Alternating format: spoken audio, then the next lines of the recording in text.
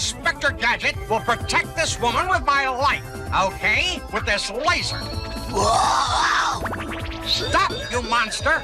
Right! Saturday mornings were never the same once Inspector Gadget hit TV screens in 1983. But behind the slapstick gadgets and catchy theme song lies a trove of bizarre production details and lost trivia. Here are 15 of the oddest, most surprising facts about your favorite cyborg detective cartoon. Number 1. Inspector Gadget was almost canceled after season 1. Let's go back to Saturday mornings in the early 80s when the clumsy, trench-coated Inspector Gadget and his unforgettable theme music made bedrooms and living rooms buzz with laughter. What most fans never knew is that after just one season in 1983, the future of Inspector Gadget hung by a thread. The animation studio behind it, DIC, was running low on cash, struggling to keep the dream alive. For a while, it looked like our favorite bumbling detective and his trusty niece Penny and Dogbrain might quietly disappear for good. But then came a twist worthy of Gadget himself. Global syndication stepped in. By striking international deals, DIC spread Inspector Gadget across continents, from North America to Europe and beyond. Kids everywhere tuned in,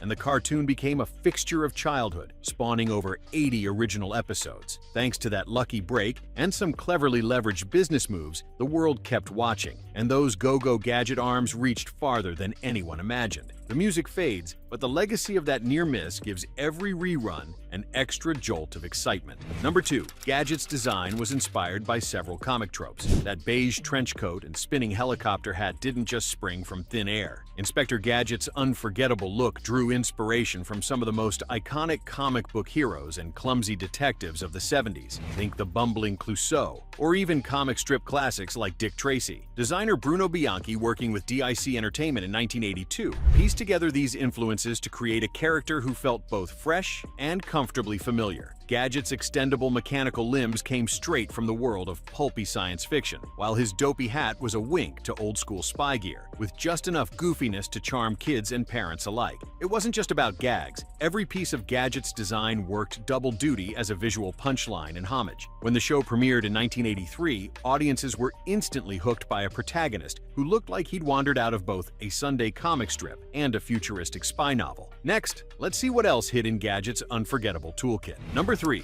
Mad Cat almost got his own spin-off. Picture it, Inspector Gadget battling crime with bumbling charm, while Dr. Claw's sinister voice echoes from behind that iconic chair. Yet lurking just out of the spotlight, there's Mad Cat, the fluffy, ever-snarling sidekick whose comic mayhem became as memorable as any villainous plot. During the show's heyday in the early 1980s, producers at DIC Entertainment toyed with the idea of giving Mad Cat a dedicated series of animated shorts, or possibly even a full spin-off. Can you imagine Mad Cat headlining his own cartoon chaos? But that wild idea ran into a wall of necessary realities. Budget cuts clipped its wings, and the concept was quietly abandoned before reaching animation cells. Instead, Mad Cat's over-the-top antics and slapstick gags stayed woven into the fabric of Inspector Gadget, stealing scenes in episodes from 1983 onward. Sometimes all a legendary mischief maker needs is the perfect supporting role, leaving us to wonder what madness a solo Mad Cat show might have unleashed before the next wild idea purred into view. Number 4.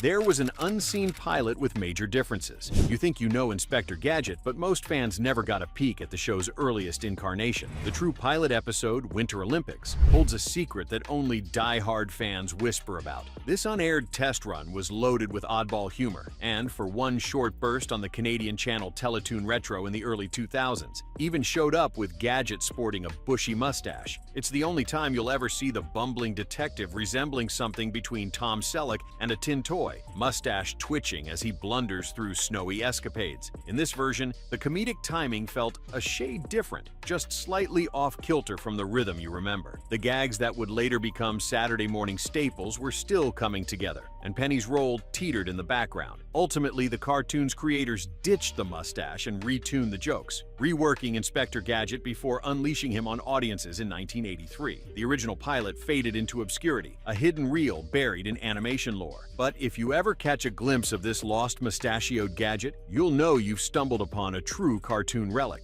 The search for what might have been always leaves us hungry for the next secret behind the screen. Number 5. Inspector Gadget. Do you remember the whirring of Inspector Gadget's helicopter hat, or the wild, rubbery leaps as he chased Dr. Claw through Metro City? Many fans never realized that most of Gadget's adventures sprang to life overseas. Starting in 1983, the animation work zipped across continents. Key scenes and character animation landed in the skilled hands of teams in Japan and Taiwan, giving Inspector Gadget its signature snap and kinetic flow, something just a little apart from homegrown American fare. This wasn't just budget-friendly. It laced the series with an anime-inspired bounce and detail that made it stand out in the morning cartoon lineup. The collaboration didn't stop with the animation either. Inspector Gadget cemented a new era of television, with international teamwork becoming the industry norm by the mid-80s. Whether it was Brain's comical disguise or Dr. Claw's shadowy lair, that playful, global flair set the template for decades of cartoons yet to come. Just imagine your Saturday mornings shaped by talents spanning the globe, with each frame echoing a world away. Next, we see how that ripple changed Saturday mornings forever. Let's pause for a second. Did you ever wonder where your favorite cartoons were actually made? Or spot a style that felt different from show to show? Share which animated series felt the most unique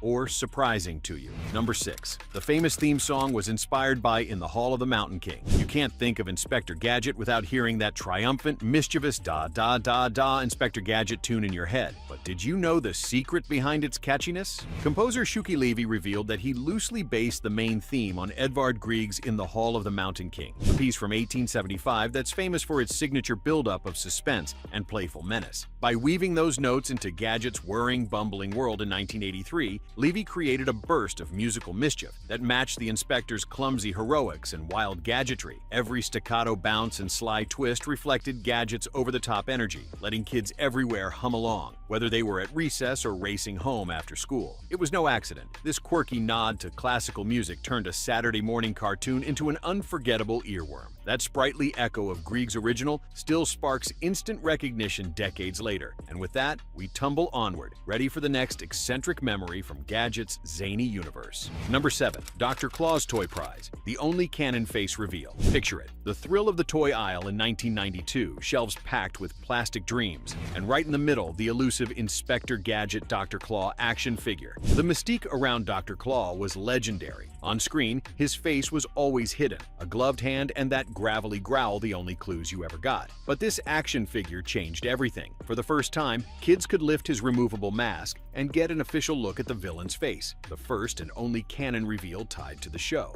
No dramatic fanfare, just thousands of curious hands sneaking a peek in bedrooms and living rooms across the country.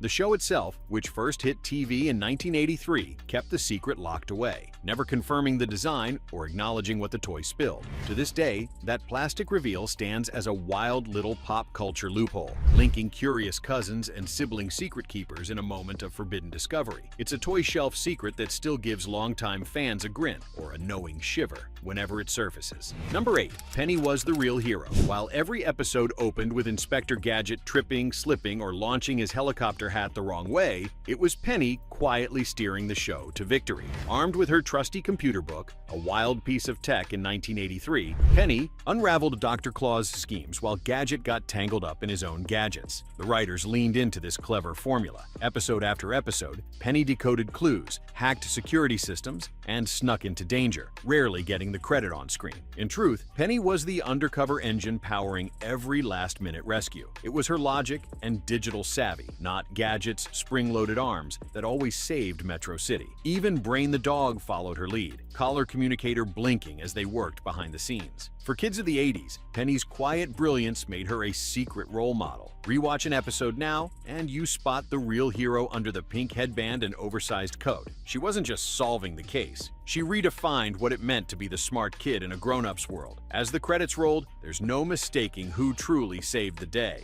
Number 9. Brain's breed was intentionally vague. Look closely at Brain, Inspector Gadget's ever-faithful canine companion, and you might find yourself wondering, what kind of dog is he exactly? With his clever eyes and flexible features, Brain was designed to be a bit of an enigma. The animators behind Inspector Gadget, which first aired in 1983, left his breed intentionally unspecific. This wasn't just a quirk of style. The show's creators wanted kids from Toronto to Tokyo to see their own scruffy pup in Brain's face, making him an instant friend regardless of where you tuned in. His tan and cream coat, floppy ears, and wily expressions helped everyone claim Brain as their own. He was a mutt of the world. This touch of thoughtful ambiguity helped Inspector Gadget travel far beyond North America, popping up on screens from weekday mornings on NBC to dubbed reruns in France and Japan. As Brain dashed through adventures, you could almost smell the TV room cereal and hear your own dog's tags jingling. In the next chapter, another detail hides in plain sight, waiting to be discovered. Number 10. The show was a French-Canadian creation. Bright trench coat, wobbly hat, and a chorus that gets stuck in your head. Inspector Gadget always felt like a made-in-America cartoon, but behind the gadgets and slapstick action was a surprising twist. The entire show was crafted by DIC Entertainment, a French-Canadian studio. Launching in 1983, Inspector Gadget was an international effort from the start. While the main character's voice bubbled with Don Adams' wisecracks familiar to Get Smart fans, the series' heartbeat with European creativity. The animators blended North American pacing with French comedic timing, giving scenes their zany undertone and visual stunts that made you laugh even before Gadget bumbled a word. Montreal and Paris talent designed the villains, set the rhythm, and helped shape one of Saturday morning's most distinctive worlds. This cross-Atlantic collaboration infused the story with a flavor you could never quite pin down, and kept you coming back for one more Go-Go Gadget adventure. Next, let's dig into an even stranger quirk from Gadget's cartoon past. Number 11. Inspector Gadget's voice actor was TV legend Don Adams. Hear that nasally, overconfident voice? It belonged to TV legend Don Adams, already beloved for playing bumbling secret agent Maxwell Smart on Get Smart in the 1960s. In 1983, Adams took those same comic instincts and delivered lines as Inspector Gadget, lacing every Go-Go Gadget command with sly, pinpoint timing. The connection ran deeper than a mere audition. Creators wrote the part thinking of Adams, hoping to capture his signature wit and witless warmth. His tone gave Gadget a familiar, almost sitcom coziness. That's why, even decades later, reruns of Inspector Gadget feel less like a typical Saturday morning cartoon and more like a visit with an old friend from television's golden days. Whether you watched after-school reruns or caught episodes broadcast across North America, Don Adams' voice anchored the show in nostalgia. It is living proof that the right voice can turn an animated detective with spring-loaded arms into a TV icon who never really leaves your living room. Number 12. Chief Quimby's exploding messages. Based on mission, impossible. You could always count on Inspector Gadget to fumble his latest assignment, usually thanks to the infamous exploding messages from Chief Quimby. Each mission came wrapped in a top-secret envelope, or a birthday cake, soda can, or newspaper, delivered by the eternally exasperated Quimby. Gadget would read, blink, and hand it back before it exploded in Quimby's face, a running gag gleefully spoofing the dead-serious self-destructing mission tapes from the original Mission, Impossible series of the late 1960s and early 1970s. Instead of suspense, Inspector Gadget amped up the slapstick, giving viewers a new twist with every ignition. In the very first episode in 1983, Quimby pops out of a mailbox, only to be blown sky-high seconds later. These bits became a signature, poking fun at classic television while crafting a gag that kids memorized and mimicked at school. Every explosion was bigger, messier, and sillier than before. It was television at its goofiest, proof that even secret agents need a little comic relief. Will the next chapter surprise you as much as a message from Quimby? Let's find out.